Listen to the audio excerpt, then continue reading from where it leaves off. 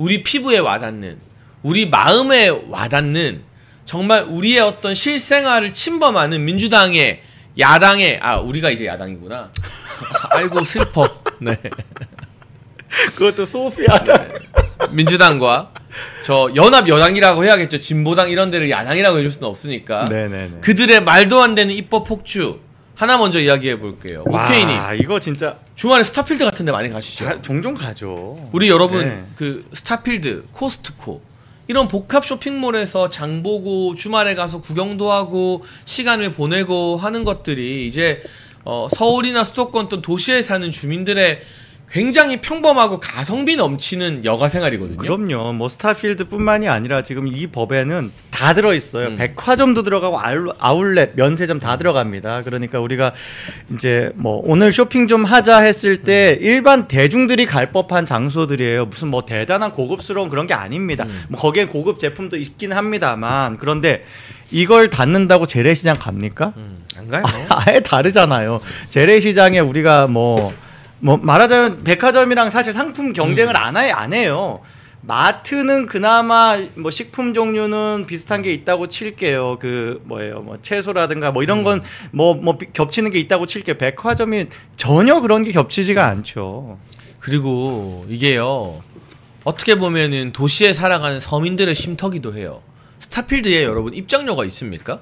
입장료 없어요. 예, 오히려 가성비 있게 놀 수 있어요. 여름철에 가서 에어컨 쐬면서 하루 종일 구경하고 뭐 장도 맞아요. 좀 보고 아무것도 안 사도 돼요, 사실. 맞아요. 이벤트도 많이 하고. 스타필드는 6시간 동안 뭐 다른 지점마다 다를 텐데 여기 수원 같은 경우 6시간 무료예요, 주차가. 네. 그래서 실제로 그냥 그 뭐 에어컨 쏘러 구경하러 많이 갑니다. 예. 그러니까 이게 근데 지금 민주당에서 마트 의무 휴업 막 추진하다가 민주당 내부에서도 반대가 와서 약간 보류하는 와중에 진보당이 더 센 걸 들고 나온 거예요. 근데 진보당은 지분이 있죠. 그쵸. 지난 대선 때 단일화 해줬잖아요. 완전히 그냥 시원하게 해줬죠. 네. 스타필드 같은 이 복합 쇼핑몰, 백화점, 면세점까지 의무 휴업일 지정하고 영업할 수 있는 시간도 제한해요. 밤 되면 영업하지 마라. 예를 들면 면세점에 지금 이 법안대로 밤에 영업을 못하면 밤 비행기나 새벽 비행기 타는 사람들이 면세점 이용을 못해요. 말도 안 돼. 그럼 면세점 매출이 줄잖아요. 그렇죠. 그리고 누가 피해를 보느냐? 거기에 고용되는 직원들이 일자리 줄어들고 잘리는 거예요. 맞습니다. 심야에 나와서 근무하는 직원들이. 거기에 판매하는 제품에 그 해당하는 기업들도 피해 보는 거죠. 거기에도 수많은 근로자들이 있고요. 그러니까 업계에서는 무슨 말을 하냐면 백화점 같은 경우도 백화점에서 직접 직원 고용하는 게 아니다. 그 매장에서 직원을 고용하는 거다. 그렇죠. 간접적으로. 근데 영업시간을 규제하고 매출이 떨어지면 그 매장에서 나름의 자기들이 룰을 짜서 주 5일째로 너는 언제 쉬고 너는 언제 쉬고 다 정해놓는데 일괄적으로 백화점이 의무 휴업을 해버리면 그 루틴이 다 망가진다. 그렇죠. 이거는 현실을 몰라도 너무 모르는 이야기다라고 해요. 이거는 당연한 것이고, 또 이걸 쉬게 하겠다는 이유 중에 하나가 무슨 어떤 뭐 휴식, 근로자의 휴식을 보장하겠다라는 개념도 있는 것 아닙니까? 특히 시간도 그렇고 요일도 그렇고. 네. 그런데 기존에도 백화점은 쉬고 있습니다. 맞아요. 월 평일날 쉬어요. 평일날. 네. 예, 그리고 직원들도 그런 근로 조건에 공감하기 때문에 그게 오케이이기 때문에 자기가 구직을 하는 거 아닙니까? 이런 것들 말하자면 이 어른들의 세계는 성숙하게 계약서 보고 계약서대로 나한테 맞는 조건이면 가고 아니면 안 가고 그런 식으로 지금 결정되고 있는데, 마치 지금 이 좌익 정치인들은요 애로 취급하는 거예요. 너는 자기 의사 결정권이 없잖아라고 취급하는 거예요. 그런 거 아닙니다. 자유시간님이 촌철살인의 댓글 달아주셨는데요. 전 국민 히키코모리 경제학이다. 어디 집에서 못 나오게 하려는 경제학 같다. 이런 촌철살인의 댓글 달아주셨고요. 203 특공 여단님은 우리 동네 재래시장 없는데 수원까지 가야 하나. 그린별님, 백화점 정기 휴무일 있는데 주말에 쉰다고? 네, 지금 정말 말도 안 되는 이런 법안들이 궁극적으로는 안 그래도 어려운 내수 경제를 더 쪼이고, 그러면 제일 먼저 타격 입는 건 저기에 고용돼서 일하는 판매직 직원분들. 이런 분들의 일자리가 면세점에 이제 야간 판매 못해? 그럼 야간 담당 잘라. 이렇게 되는 거예요. 그럼요. 그리고 더 심각한 건 이런 어떤 뭐 정책이 하나 만들어질 때마다 유통업체들 몸값이 후려쳐집니다. 그런 것들 저점 매수하는 게 중국 자본이거든요. 중국 자본이 굉장히 그런 걸 노리고 있기도 하고 또 심지어 다른 형태의 유통으로 경쟁하잖아요. 우리 알리테무 이야기한 것처럼 뭐 징둥 이런 것들은 아예 우리나라에서 규제를 안 받고 일을 하고 있는데 걔네들은 365 24시간 휴식이 없잖아요. 그럼 지금 말하자면은 상대적으로 중국 기업들이 대한민국에서 거대한 이익을 챙길 수 있는 판을 만들어주는 거예요. 그리고 그게 의도인 것 같은 거예요. 우리가 보기에는. 근데 또 굉장히 재밌는 댓글이 있는데 정용진 회장을 잡자고 이런 미친 짓거리를 하는 것 같다. 아 그렇게 볼 수도 있겠네요. 그리고 알리테무 먹여 살리려고 그런다라는 댓글들이 나오는데 보수적인 성향을 공공연하게 밝혔던 이제 이마트를 운영하는 신세계 정용진 회장을 노리는 거 아니냐. 그러면서 오히려 가장 이득을 보는 게 알리테무 같은 중국산 플랫폼들이잖아요. 그렇죠. 자연스럽게 중국에게 셰시해 주는 건 아니냐. 굉장히 합리적이고 날카로운 지적인 것 같아요. 보면. 예. 뭐 저는 참 뭐예요. 뭐 유튜브 광고에 굉장히 많이 나오는 게 테무 광고예요. 맞아요. 네. 정말 징글징글할 정도로 나옵니다. 그런데 굉장히 그 광고에도 역시 중국 기업은 다르구나라고 느껴지는 게 굉장히 사기 성향이 강해요. 뭘 굉장히 비싼 제품을 999원에 팝니다라는 식으로 이렇게 홍보를 해가지고 클릭을 해 들어가 보면 추첨을 해가지고 딱 한 명만 준다 뭐 이런 거예요. 그걸 과징금까지 때려 맞습니다. 그래도 그런 어떤 그 미끼 뭐 거의 사기에 가까운 그런 상수를 멈추지 않아요. 이게 우리나라 규제가 제대로 안 미치기 때문에 그런 일들을 하는 거거든요. 예. 자, 그리고 이 경제와 관련해서는 하나만 더 짚어볼게요, 여러분. 지금 노동계가 민노총이 이제 청구서를 막 들이밀기 시작했어요. 그러니까 내년도 최저임금 11,500원으로 해달라. 네, 이게 노동계 요구안이라고 합니다. 올해 최저임금이 1030원이었죠. 그런데 여기서 한 번에 1,470원을 올리겠다라고 나온 건데요. 와. 최종적인 타결은 보통 노동계와 경제계 사이에 정부 측 위원들이 중간 대안을 마련하지만 노란봉투법 통과시켜준다고 하지 뭐 해준다고 하지 뭐 해준다고 하지 민노총에 이재명 밀어주기 청구서가 이렇게 나오는 거 아니겠습니까? 야, 그동안 노란봉투법 민주당이 그렇게 올릴 때 윤석열 대통령이 거부권을 행사해서 막았거든요. 맞아요. 네. 이제 민주당은 자기들이 생각할 때 이게 부작용이 있다 생각해도 그걸 안 할 수가 없는 그런 상황일 겁니다. 여러 가지 정치적 어떤 명분에서 거기에다가 말씀하신 것처럼 이 지금 대선에서 이렇게 협력한 바가 있으니까 아예 청구서를 시원하게 많이 올렸네. 예, 이 몇 퍼센트예요? 이렇게 되면 14.7% 그러네요. 올리는데요. 그러네요. 거의 10,000원에서 지금 1,470원이니까 와 이게 지금 물가에 뭐 한 대여섯 배를 한꺼번에 올리겠다는 건데. 근데 이게 최저임금이 올라가면요. 이게 물가를 올리는 거. 물가가 올라가서 예. 서민들이 더 큰 타격을 받고요. 예. 최저임금 적용되는 일자리가 많이 사라져요. 일자리가 사라져요. 그러니까 약자들이 오히려 더 어려워져요. 이건 문재인 정부 때 소득주도 성장할 때 통계로 증명이 됐어요. 정확히 그렇습니다. 근데 누가 이익을 보느냐? 잘릴 걱정 없는 대기업 정규직 현대차 노조 이런 데들은 그 단가라던가 시급이라던가 뭐 야간 수당 이런 게 최저임금 베이스로 결정이 되니까 제일 이득을 보는 거예요. 최저임금을 받는 사람들만 영향 끼치는 게 아니거든요. 그 위 단계의 어떤 임금들을 어느 정도의 그 간격을 두고 같이 조정하지 않으면요. 임금 체계가 무너집니다. 그럼요. 그렇게 할 수가 없어요. 그런 식으로 역전되게 만들 수도 없고 지금 최저임금이 이대로 되면 진짜 단순 노동 그냥 뭐 8시간 동안 자리에 앉아있기만 해도 되는 그 직업으로 연봉 3천만 원 나와요. 지금 보면 귀족 노조만 배불리는 법이다. 정확한 말씀이시고요. 그리고 이렇게 되면은 김밥이 한 줄에 6,000원하고 순대국밥 15,000원 될 거다. 지금도 그렇게 가고 있잖아요. 보면. 맞아요. 예. 그러니까 이게 노동계라고는 하지만 민노총의 청구서 앞에서 이재명과 민주당이 과연 어느 정도 균형 감각을 유지할 수 있을까? 맞습니다. 이러다 노란봉투법까지 통과가 되면 정말 대한민국에서 기업하고 장사하는 게 불가능해지는 시대가 오는 것은 아닐까. 그러니까 제가 오늘 굉장히 좀 몸이 허해서 삼계탕을 먹었거든요. 네. 18,000원 냈습니다. 이게 불과 문재인 정권 초기만 해도 생각할 수 없었던 가격이에요. 2만 원 돈이네요. 2만 네, 원 이제 2만 원. 그러니까 그 거기에서 옵션 하나 넣으면 2만 원 되더라고요. 그런데 그 식당에 직원 몇 명인 줄 아세요? 몇 명이요? 아니요, 로봇이 배달해요. 아, 그래요? 그러니까 일자리는 줄어들었어 오히려. 최저임금 핑계로 식당 음식 가격은 올랐는데 로봇이 배달합니다. 아, 저는 많이 늘었어요. 요 앞에 김밥집에서 아까 늦은 점심을 먹었어요. 제육덮밥 하나 예, 먹었는데 주문을 당연하게 키오스크로 했어요. 그러니까 주문 받고 홀에 있는 분이 없어요. 그러니까. 키오스크로 주문하면 요리 나오면 제가 가서 먹고 다 먹으면 갖다 놓고. 그러니까 주방에 계시는 분들밖에 없어요. 홀에 아무도 없고. 그렇게 일자리가 그러니까 그거 하나가 1년 돌리면요 일자리 여러 개 대체합니다. 굉장히 그러면 일자리 여러 개 대체하면 벌써 수천만 원 단위예요. 1년이면. 그러니까 그런 거 안 하는 게 이상한 거죠. 지금 보세요. 조희정님 댓글로 처음 우리 가게 차릴 때 종업원이 주인이 우리보다 월급 더 많이 가져갔다. 저게 현실이에요. 그런데 그래도 다행스럽게 지금은 아닌 거네요. 다행입니다. 오히려 손해보는 사장들 업주들 많죠. 대한민국은요 OECD에서 자영업자 비율이 가장 높은 국가 중 하나입니다. 비정상적일 정도로 자영업자 비율이 높아요.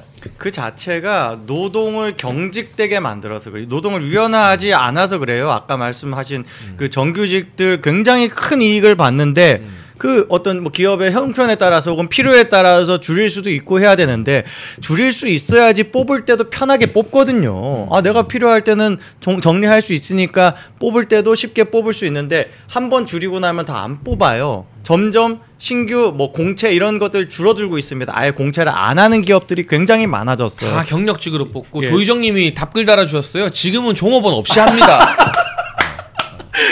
야 역전했다는 게 아니라 이게 자영업자들 종업원이 사라졌어. 현실이에요. 일자리가 사라졌어. 지금 매일경제 기사 한번 보세요. 시급도 올리면 사장 접고 알바해야죠. 최저임금 인상 우려에 자영업자들 비명. 야. 그러니까 이재명의 시각에는 여러분 뭐가 있냐면 자영업자를 기득권으로 보는 거예요. 그게 커피 원가 120원 발언의 기저예요. 그러니까요. 맞아요. 아니 커피 원가 120원밖에 안 하는데 이거를 뭐 8,000원짜리 커피가 어디든지 대체 모르겠지만 8,000원 만원에 판다. 이 나쁜 폭리를 취하는 기득권들, 자영업자들. 근데 사실은 자영업자 소상공인들 가족끼리 쎄 빠지게 하는 데들이 진짜 우리 사회의 최고 맞아. 약자들인 거예요. 정말. 지켜야 돼. 보호 대상인 거고. 정말. 아니 네. 이재명은 그 노동 원가 얼마예요?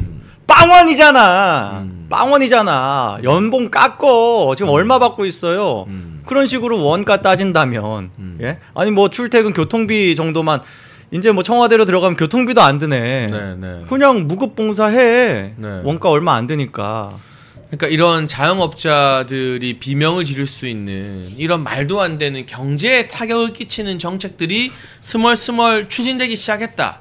그게 굉장히 중요한 지점인 것 같고요. 제가 여러분께 웃음을 드리기 위해서 악플 하나 읽어드리겠습니다. 리제이미님, 저보고 뭐 나이 젊은데 탈모 심각해 보인다 병원 가라고 하는데 저는 약을 먹어도 되고 안 되면 심어도 됩니다. 근데 리제이미님이 좋아하는 분은 이제 심을 머리도 안 남아있고 약도 먹어도 백약이 무효한 분이잖아요. 저한테 걱정하지 마시고 리제이미님 그분께 가서 네 도곡동 밀란이나 하이모 추천 많이 해주시기 바랍니다. 저는 아직 여유가 있으니까 제가 알아서 약 먹고 병원 가겠습니다. 퍼포먼스 한번 하죠. 네. 이거 할 수 있어? 오늘 이거 할 수 있어요? 이거? 아침에 헤어를 해가지고 하셨구나, 채널 A에서 오늘은. 네. 아무튼 걱정은 감사하고요. 저는 아직 뭐 안 되면 뒤에서 심어도 되고 여유가 네. 있는데 네. 심을 것도 없다는 거잖아요. 그러니까 여기가 완전 고속도로라서. 아니, 저 누구라고 말 안 했습니다. 네. 뭐 그렇죠. 그분 걱정이나 해주시길 바랍니다. 네. 많이 걱정돼. 많이 아무튼, 걱정. 네. 그분 하여간 뭐 스치기만 해도 그냥 온 뭐 소스라치게 놀라던데 좀 그렇게 편하게 좀 사셨으면 좋겠어요. 훌렁훌렁 시원하게. 예. 아무튼 저희는 누군지는 말 안 했고요. 제가 여러분께 지금 키키키키 많이 올라오잖아요. 이렇게 웃음을 드리려고. 왜냐하면 요즘 우리 시청자분들이 진짜 웃을 일이 없어요. 하루에 한 번이라도 웰콩 라이브 보면서 우리가 심각한 정치 소식도 막 전하지만 한 번쯤은 웃게 해드리고 싶어요. 아까도 처음에 댓글로 오늘 중에 처음 웃었다. 그러니까. 막 이런 이야기 나오더라고요. 예. 그러니까 웰콩 라이브는 유쾌한 유쾌한 어떤 이 정치 방송을 지향합니다. 아니 그분이 고소할게요 하는데 누구를 니 뭐 돼? 거죠? 니냐 혹시? 아니 일단 저는 아무 이름도 말 안 했고요. 그냥 여기에 고속도로라고 했는데 누구를 생각하시는 건지 잘 모르겠습니다. 제이민 린님 네. 뭐 무슨 특수관계인가 봐요. 네, 뭐 아무튼 그런가 봐요. 뭐 근데 이렇게 말씀드리겠습니다. 저는 얼마든지 머리 쪽으로 돌돌이 할 수 있는 남자다. 네. 이렇게 말씀드려요. 아주 이 숙부자시네요. 예, 그럼요. 부럽네요. 예. 네. 아니요, 그 사람은 뭐 하여간 그런 얘기가 있더라고요. 돌돌이를 막 우리는 얼굴에 하는데, 우린 누구인지 말 안 했어요. 얼굴에 하는데 마치 그 한 이쯤에 한 유리 벽이 있는 것 마냥 어디선가부터 못 올라가더라. 네. 예, 뭐 이런 얘기를 이게 하더라고요. 돌돌이하다 잘못 붙어서 떨어지면 큰일 나거든요. 이제. 아, 그런 거였구나. 그런 거였구나. 난 이해를 못했는데 이제 이해를 합니다. 그 제이민님 덕분에 알게 됐어요. 네, 아무튼 그 고소를 하더라도 허위 사실이 아니라 사실 적시에 의한 명예훼손으로 고소하시면 네, 제가 기꺼이 처벌을 감당하도록 하겠습니다. 아, 근데 그거 아세요? 그 누구지? 박명수가 네. 라디오 중에 뭐 사연을 읽다 그런 것 같은데 1000만 탈모인을 위해서 이재명은 정책을 빨리 마련을 해야 된다. 뭐 옛날에 공약을 냈었잖아요. 옛날에 네. 있었어요. 옛날에 비급여 공약. 이재명은 심는 겁니다. 뭐 이런 식으로 이상한 정말 예. 근데 머리 심는 것도 비급여로 한다. 그걸 해봤자 그 사람은 심을 머리가 없다고요. 예. 그것도 얼마나 상대적 박탈감 느끼겠어 오히려. 예. 그런 일들이 있었다. 지금 이재명 정부의 많은 인사들이 여기에 포함이 되어 있어서요. 뭐 대표적으로 대통령 본인부터 이 한미 관계를 걱정시키는 대표적인 뭐 반미 그리고 친북의 성향을 가진 사람 아니겠습니까? 자, 우선 김민석에 대한 얘기를 좀 해봐야 될 것 같습니다. 자, 앞서서 저희가 소통 라이브에서도 전달을 해드렸는데 김민석이요 1억 넘는 돈을 총 10명 넘게 10명 이상한테 1000만 원씩 빌렸었다.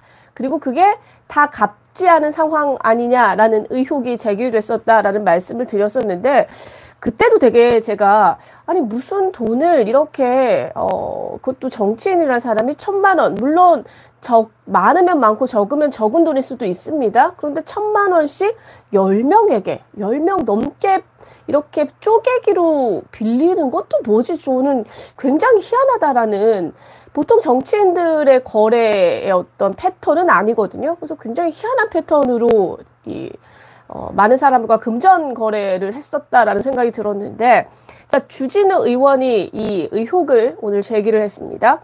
김민석 4천만 원 빌린 이 회사가 있는데 이거 혹시 스폰서 회사 아니냐. 그 감사에게도 1000만 원을 빌렸었는데 그러니까 한마디로 빌린 돈을 그 사람이 있을 거잖아요. 이 계약서를 다 썼더라고요. 그런데 그 전에 김민석은 이미 정치자금법 위반 혐의로 전과 기록이 2개가 있잖아요. 그러니까 그 전에 정치 자금을 빌렸다고 정치 자금을 받았던 사람의 중에 한 명이 있는데 이 사람이 가지고 있는 회사가 있어요. 근데 거기에 직원도 이 김민석한테 돈을 빌려준 것 아니냐라는 의혹을 지금 주진우 의원이 제기를 한 겁니다. 자, 그렇단 얘기는 그럼 혹시 나머지 10명도 그 회사에서 일하는 직원 아닐까라는 의심이 생긴다라는 거죠.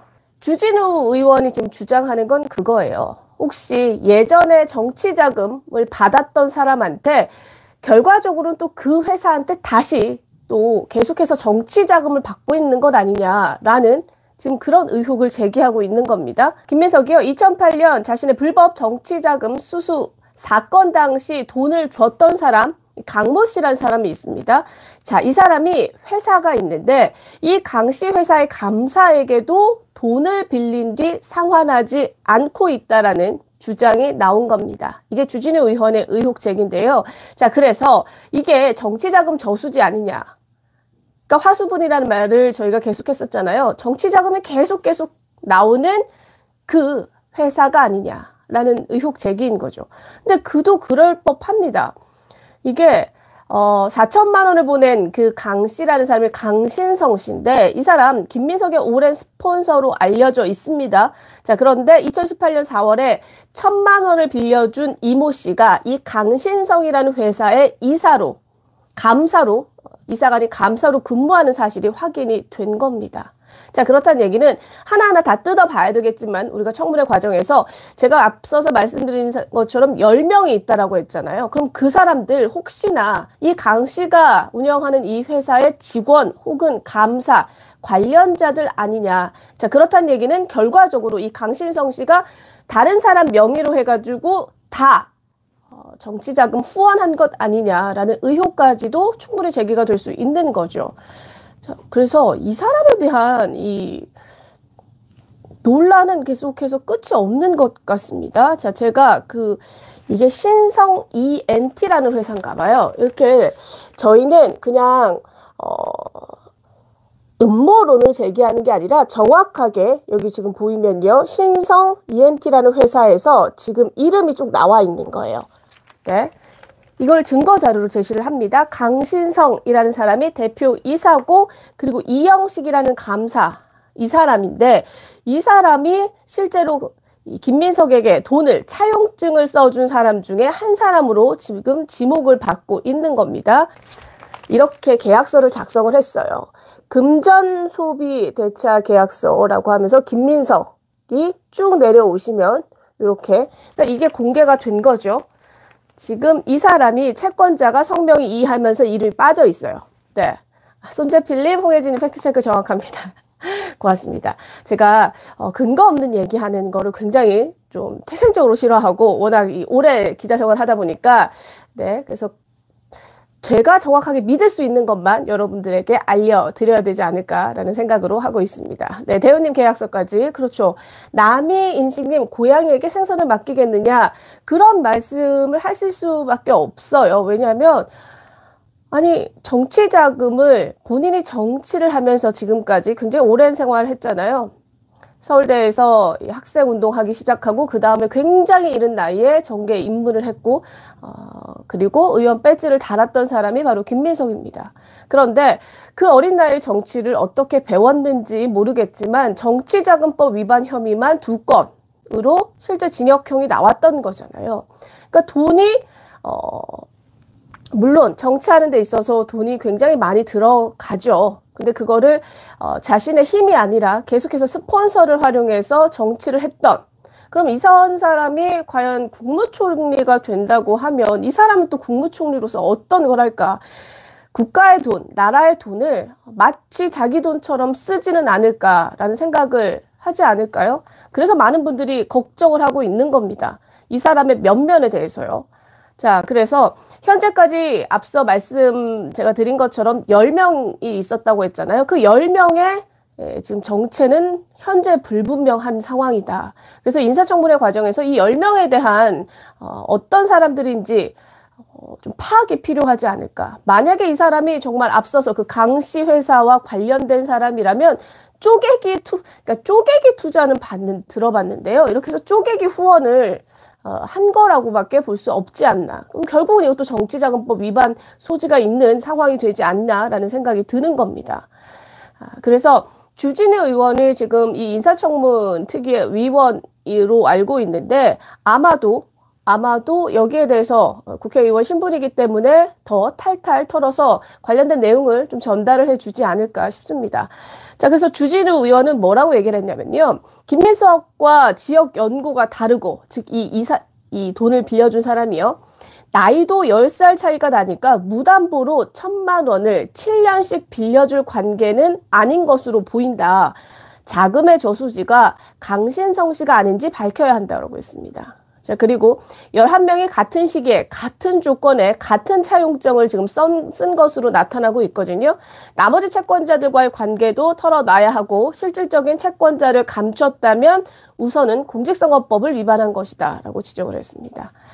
자, 너무 많죠. 지금 얼마 되지도 않았습니다. 자, 이 시간 동안에 우리는 김민석의 의혹에 대해서 돈, 채무관계 지금 나오고 있죠. 그리고 본인 재산은 2억여 원, 2억 6천만 원 정도밖에 안 된다라고 신고를 했는데 그런데 그동안 5년, 국회의원 하는 그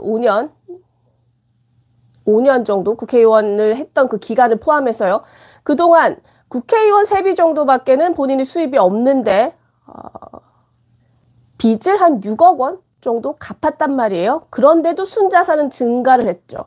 그렇기 때문에 도대체 이 사람의 수입의 흐름 이걸 좀 알아야 됩니다.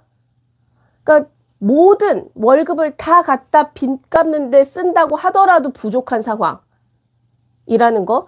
그런데 이 상황에서 아들은 또 그렇게 학비가 비싸다는 국제고에 그리고 미국의 코넬 대학교까지 유학을 보냈습니다. 자, 지금 이 모든, 그러니까 수입은 한정돼서 얼마 안 된다라고 보이는데 쓴 돈은 훨씬 더 많은 거예요. 자, 그럼 도대체 김민석은 어떻게 살아왔을까? 뭘로 살아왔을까? 많은 분들이 궁금해할 수밖에 없죠. 아니, 우리 일반 국민들도요, 그렇게 화수분처럼 돈이 나오는 데가 있으면 얼마나 좋겠습니까? 그래서 이 부분들을 다 털어봐야 된다라고 생각을 합니다. 자, 그리고 아들 논란도 또 있잖아요. 정말로 살다 예전에는 아빠 찬스가 자신의 뭐 인턴 해주는 거, 뭐 요런 거였잖아. 지인 찬스. 그러니까 본인의 어떤 사회적 지위를 가지고 뭐 인턴 경험을 해준다던가 봉사활동, 뭐 활동 이런 이력을 더해줬던 게 예전 방식이라고 하면 이 김민석이 본인의 아들한테 보여준 이 아빠 찬스는 정말 듣도 보도 못한 입법의 권한을 아들을 위해 썼던 이 상황도 있는 거잖아요. 그래서 너무너무 지금 파헤칠 게 많습니다. 이런 사람이 지금 국무총리 후보자로 있기 때문에 자, 저는 그래서 앞서서 이거 이틀 가지고 부족할 것 같다라고 생각이 들었거든요. 자, 그래서 야당의 이 배준영 의원이 지금 이 국회 인사청문특위 간사, 국민의힘 간사인데 이틀로는 부족하다. 의혹 해소하도록 이틀 이상으로 청문회 해야 한다라고 주장을 했습니다. 자, 앞서서 이러한 관례가 있잖아요. 그리고 원래 법으로 정해진 게 있는데 법으로 정해진 건 이제 3일 이내로 되어 있습니다. 그런데 민주당이 야당 시절에 그러니까 윤석열 정부 때도요. 이진숙 방통위원장 그리고 박장범 이 사람들은 청문회 사흘 동안 했습니다. 그래서 저는 그 모습을 보면서 야, 그러니까 아무리 본인들이 저렇게 망신주기를 하고 싶다고 하더라도 정해진 절차라는 게 있고 정해진 관례가 있는데 어떻게 저렇게 저거를 무시하고 사흘 나흘 이렇게 강행하면서 인사청문회를 통해서 정말 먼지털이식 그 망신주기를 할까라는 생각이 좀 들었었거든요. 자, 이번에 본인들도 한번 본인들이 깬 관례잖아요.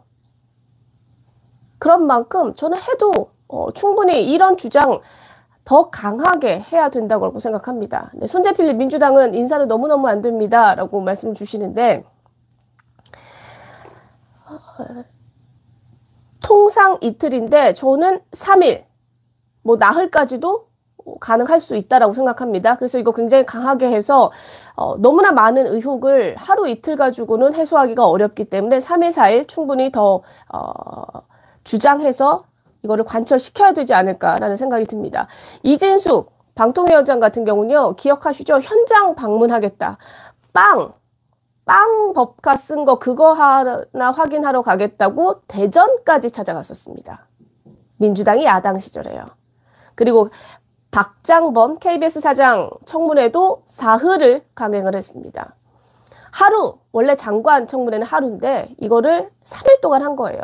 이게 바로 민주당이 야당 시절에 했던 사실상 전투력이라고도 저는 볼 수 있거든요. 자, 그렇다면 국민의힘도 이 정도는 해야 되지 않을까라는 생각이 듭니다. 오 박사님, 네, 국민의힘은 자기끼리 싸우는 전투력이 없어요 라고 하시는데요. 네, 손재필님 아프지 마세요. 네, 건강 잘 챙겨보겠습니다. 우리 웰콤 가족 여러분들도 건강 잘 챙기셨으면 좋겠고요. 아무리 전투력이 없다라고 해도요, 본인들이 이제 야당이 됐습니다. 여당 아닙니다. 그렇게 양반처럼 뒷짐짓고 지금 이 상황을 바라보고 있을 그럴 시간과 그럴 여유가 없습니다. 국민의힘 계속해서 그렇게 되면 많은 국민들이 지금 지지율 그나마 20%인데요. 다음에 나올 때는 그것보다 더 현저히 떨어질 거다. 그러면 이 정당으로서의 존재 자체에 의문을 제기하시는 분들도 생길 거다라고 강하게 말씀드릴 수밖에 없을 것 같습니다. 그래서 저는 지금 김민석에 대한 이 논란이 너무 많고 그리고 의혹도 너무 많이 제기되고 있기 때문에 이틀이 아니라 사흘 나흘도 연장해서 청문회를 해야 한다는 생각이 듭니다. 자, 그리고 이 김민석 의혹이 계속 나오는 데 있어서 사실 민주당의 태도를 보면 그렇게까지 김민석을 감싼다는 듯한 생각은 잘 들지 않았었거든요. 뭐 그런 얘기가 별로 없었어요. 그런데요. 이 민주당이 이제 슬슬 김민석 사수에 나선 것으로 보입니다. 이거는 보통 제가 생각하기에는 어딘가 위에서 지시가 내려온 것 같습니다. 김민석을 쳐낼지 사수를 할지 이거에 대한 결정이 내려져야 민주당은 움직이는 것 같은데 위에서 내려온 것 같습니다. 김민석 지키자. 왜 이 얘기를 하냐면 앞서서 오광수 민정수석 같은 경우는 결국은 이재명도 손을 놓은 거거든요. 네. 그리고 이 때리기가 민주당 내부에서도 부정적인 기류가 있었고 좌파 언론에서도 그 흐름을 그대로 가져갔기 때문에 이재명도 이걸 그대로 가져가기가 굉장히 어려워진 상황이 됐죠. 놨단 말이에요. 근데 김민석과 같은 경우는 굉장히 관망하는 그런 분위기가 많이 읽혔습니다. 그런데 오늘부로 민주당에서 김민석 사수에 나선 모양새입니다. 민주당 의원들이 본인의 SNS에 관련 내용을 막 올리기 시작했거든요. 네, 한님 아직은 사수. 네, 지금은 사수, 우선은 사수 입장을 밝히고 있는 것 같아요. 앞서서 이 문재인 정부 때 초반에 조국을 사수하겠다. 그걸 강하게 문재인도 강하게 사수하면서 결국은 정권의 힘이 빠지는 원인을 제공했죠. 만약 김민석을 계속해서 만약에 민주당과 이재명이 사수를 하는데 그 논란이 심해지고 그리고 그걸 국민들 여론이 받쳐주지 않으면 정권의 이 촉이 힘 빠지는데 가장 큰 역할도 저는 할 수 있을 거다라고 보여집니다. 대우님 일사불란함이 부럽다. 저도 그래요. 네, 민주당 일사불란함 지금 내려온 거예요. 사수하라라고 지금 내려온 것 같아요. 자, 강득구 뭐라고 했냐면요. 오늘입니다. 요새 일부 언론에서 김민석을 때리는 그 선을 넘어도 한참 넘었다. 가슴이 저릴 만큼 억울할 텐데 그럼에도 담담하게 그리고 절제된 모습을 지키고 있다. 그를 알기에 제가 화가 나지만 그러기에 더 그와 함께 하려고 한다. 라고 했습니다. 지키기에 나선 거죠. 자, 강득구만 그런 게 아니고요. 양문석도요. 현 집권 세력은 좀 만만하게 보이는 모양이다. 이제는 김민석을 지켜야 할 때다. 라고 썼습니다. 그러면서 언론 탓을 합니다. 언론이라고 거들먹거리는 앞뒤 맥락 잘라먹고 기계적 중립의 탈을 쓰고 아니 그럼 기계적이라도 중립 지켜주는 게 어딥니까? 사실 모 언론은 아예 대놓고 친민주당 성향으로 대놓고 쓰고 있잖아요. 자, 그런 지금 기계적 중립 가지고도 지금 뭐라고 합니다. 선명한 채 공정한 채 하는 방송신문을 향한 우리의 분노를 토해내는 앞으로의 일주일이 됐으면 좋겠다라고 이미 벌써 선동을 시작했습니다. 자, 민주당은 이제 김민석에 대해서는 지키려고 마음을 먹은 것 같고 그리고 의원들이 이제 개개인별로 본인의 SNS에 선동을 시작한 것 같습니다. 첫 번째는 언론을 향해서 비판의 목소리를 내기 시작한 거죠. 자, 그래서 대체로 방관자적 입장이었던 여당 내의 김민석 사수 분위기가 뭐 김 후보자의 SNS에 해명글 뒤부터 조성됐다고 하는데요. 제가 봤을 땐 이거는 그냥 겉으로 보기, 겉핥기식 얘기인 거고 내부에서 그 지시가 내려가지 않았나라는 생각이 듭니다. 자, 김민석을 과연 얼마큼 지켜낼 수 있을지 이것도 앞으로 우리의 관전 포인트가 될 것 같고요. 또 하나는 저는 이 금전거래와 관련해서 우리 국민들이 예민하기보다는 가장 예민한 부분은 바로 불공정한 그 입시나 자녀 문제에 대해서 굉장히 세게 여론은 반응을 합니다. 김민석은 이 입법과 관련해서 본인의 아들을 대신해서 사실상 그 내용을 보면 거의 그 동아리에서 발의했던 내용이랑 거의 비슷하다고 해요. 국회의원이 입법했다고 본인이 같이 도와줘서 발의한 그 내용이에요.